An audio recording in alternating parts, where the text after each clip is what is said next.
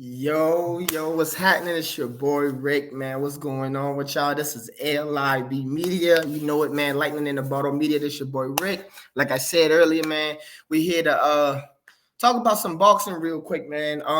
So I just wanted to go ahead and make a quick video about what I've been hearing about what everybody been talking about Deontay Wilder, man. So for y'all that know me, I'm a boxing fan. You know uh, us at LIB Media, we just sports fans all around. But I've been following boxing for a while, and I put it like this: like Deontay Wilder is one of my top four favorite fighters. Like favorite, not fighters, just boxers, because y'all know I also love UFC, but I'm gonna just talk about boxing. As far as fighters, he's one of my top four. So and my top four is kind of weird. So my 1 and 2 favorite fighters that are boxing right now is Terrence Bud Crawford. He's also on my all-time list.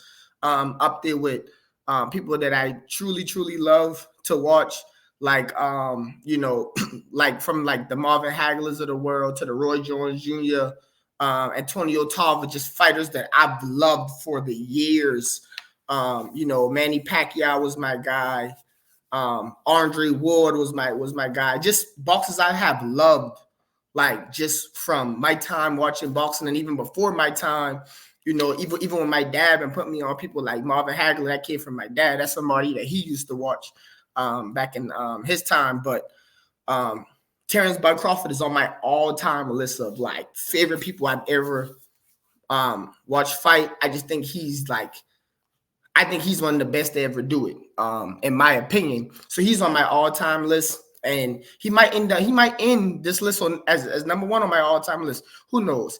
But on my current list of current people, which is a little weird, and just follow me when I say that.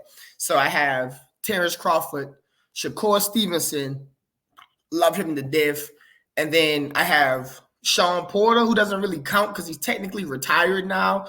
But for y'all that's fans, y'all know what I mean. Y'all know boxers like him that even though he said he's not coming back, if it's the right fight, he might come out of retirement just to fight a specific person. So I just leave him on the list kind of for a couple of years. And then Deontay Wilder. And that's just people just who I love. Not saying they're all the best, even though I think Bud is the best, but Crawford is the best either way. But not saying they're the best, but just fighters that I love. Deontay Wilder is somebody who I really loved. And so it's been going around like, should Deontay retire? Is this the end for him? I was actually worried after he fought Fury the second time and Fury kind of lumped him up. I was already worried then about him retiring. I thought he was a Hall of Famer then. He had the record for the most title defenses as a heavyweight. And we know at the heavyweight division, that's super hard to do because as a heavyweight, any boxing match you go into, you can get knocked out. That's the difference between the heavyweight division and all other divisions in boxing, right? Like as a heavyweight, you can get knocked out anytime you go in the ring because everybody in the heavyweight division has punching power. Everybody's strong. So for Deontay to be an undersized heavyweight, and he's kind of weird because he's tall, so he's taller than the average heavyweight. You know what I'm saying? Being at 6'7", he's long, but he's undersized as far as stature. Like he's not that big and that strong. But we all know the Bronze Bomber got a missile in his right hand. He hit you with that right hand, you bound to go to sleep. As the stats would tell you, he got 43 wins in his career, 42 of them were knockouts. He knocks out everybody. Everybody he was fighting was a knockout. And we all know his boxing skills weren't the best, but he was just electrifying just because if it just catch you, pow, just sting you one time, you could be out of there. Hence, Ortiz, Luis Ortiz, when he fought him, that just all it take is one. And even when he fought Tyson Fury the first time, my opinion on it was that I'm proud of Deontay Wilder of the way he came back. He got a new trainer. Even though I didn't agree with him firing his trainer, I'm not big on that. Hey, fire my trainer after my first loss type of guy. I think you should stick with them dudes because them dudes stick with you, and all your success came from that. And as old as Deontay Wilder was, for him to try to reform himself again, being the fact that he wasn't a boxer like growing up. He picked up boxing real late. And so, his trainer understood that he might not be the most technical sound person, but he had that power in the right hand. And so for him to reform himself and try to be better, try to use his jab, try to move around the ring a little better, even though he wasn't going to be great at it, because we know like it's muscle memory. You can't relearn all the stuff, like try to forget everything you started off doing and then relearn everything from scratch. So we knew that wasn't going to work, but we knew he was going to get better. We saw him, we saw him he fought this dude named Hanelius, something like that. Either way, that fight, he kind of showed a little bit of something. He was moving around, he was doing his thing, and then that was kind of the only fight he won. Because after that, he lost to Fury. Before that, he had that fight, and then and then from there he went to fight Joseph Parker and he lost, and then he fought the Chinese guy. I apologize if he's not Chinese. I know he's Asian of some descent, and he lost that. People just think this is the end. If this is the end, like I say, he's gonna be on my list of all-time favorite people to watch. I just love watching him box. I think he should be a Hall of Famer. I know a lot of the boxing community like to look at, this is your last fight, this is what you've done for me lately. So in your last couple of fights, were losses, and 4 losses.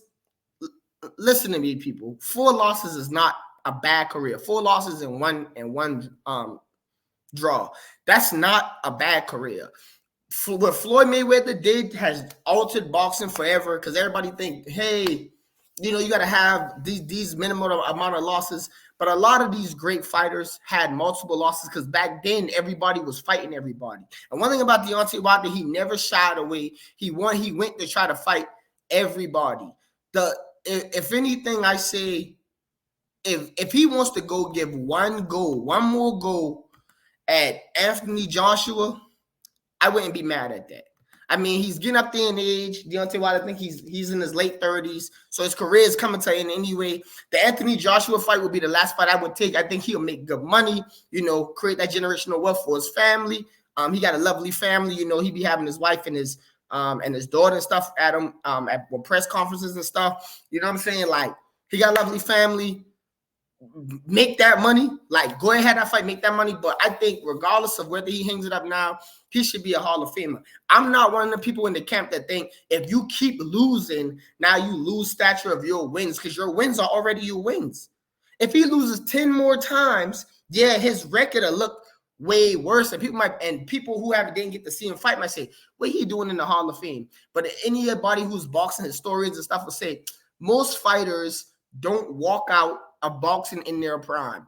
Andre Ward, shout out to him. That's why he's one of my favorites. He walked away in his prime. Most boxers they stay too long and they don't have it anymore, right? Like, they get older. When you go in the ring, you leave a piece of yourself in the ring every time you go in there, right? So they leave boxing not having it all anymore. You know what I'm saying? The speed is gone, the power is gone. With age, like what comes with anything, right? You get, hey, once you get past 35, you start feeling it, regardless of what you're doing in life, right? So I think this is more of a Deontay Wilder appreciation, man, for everything he's done to boxing, man, for him being a great heavyweight. He's gonna have highlights for kids to watch for ages to come, young kids who didn't get to see him box.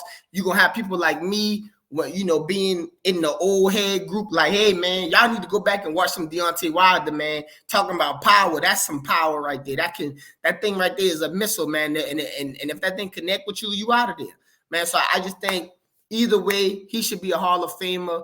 If Deontay Wilder walks away, my whole thought is, if you can get the Anthony Joshua fight, which I don't think he will, because Anthony Joshua is on the uptick. You know what I'm saying? But he won't fight Usyk, because Usyk already beat him twice. And then Usyk is at the top now. So, and Usyk getting old too. So I think Usyk should probably try to fight one more time and be out of there himself. I mean, I wouldn't blame him, you know what I'm saying? But I just think like Joshua fighting Wild, I think people will still tune into that just because of the names, and it'll be his final bout. And I think he can announce that and everything like, yo, this is what I'm gonna do, and then I'm heading out. You know what I'm saying? After that. So I mean, shout out to Deontay Wilder, man. Like I said, I hope he just had his one more fight. I know fighters don't like to hang it up. My advice to him would be go out high, man. Go out on a big fight. Don't go out getting knocked out by a name nobody don't knows, because people try to hold it against you. But I think he should be first ballot Hall of Famer in boxing, and that's my opinion, man. So I appreciate y'all boys tuning in. This your boy Rick, man. This has been LIB Media. Like I said, lightning in a bottle. Y'all boys like, comment, subscribe. You know what I'm saying? Everybody tune in. Y'all let me, y'all put y'all list of favorite fighters, favorite boxers in the comments and all that, and we can go back and forth. And stay tuned for boxing videos to come, man. I appreciate it. I'm out of here.